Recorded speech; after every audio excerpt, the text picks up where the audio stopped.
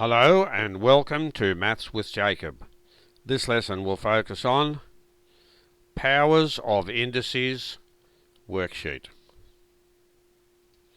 So this video presents a few exercises where we have a particular term or a particular pronumeral which is raised to a power or an index, and that is also raised to another power. Okay, and basically we've had a lesson on this particular topic, and the lesson explained exactly what you need to do, what the rule is to solve all these examples. So if you're not sure how to proceed, then you can go to the next slide, click on the link, and it will take you to the lesson and explain how to do all the examples. So the first one is m to the power of 4 all cubed. Now if you wanted to do it the long way, you could write m to the power of 4 multiplied by m to the power of 4 multiplied by m to the power of 4. That would actually give you the answer, but the lesson shows us a very quick way of doing that.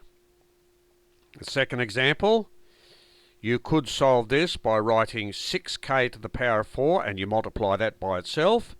Again, the lesson shows us a very quick and efficient way of arriving at the answer.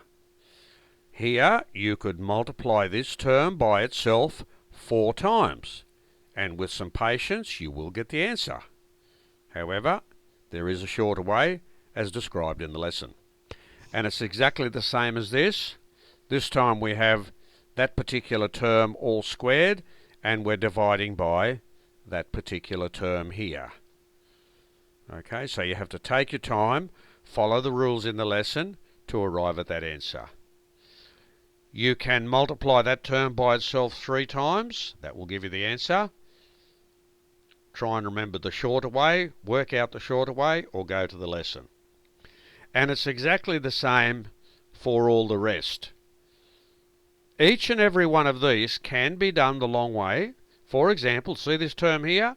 You can write that term down 3 times, multiply it by itself, and you will get the answer. Okay, but there is a shorter way of doing it.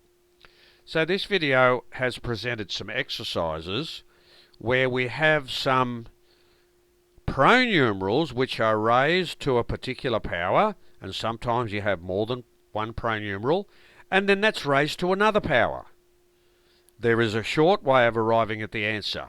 So if you're not sure about this short way and you want to know about it, on the next slide just click on the link and it will take you to the lesson and it will show you how to do all of the examples.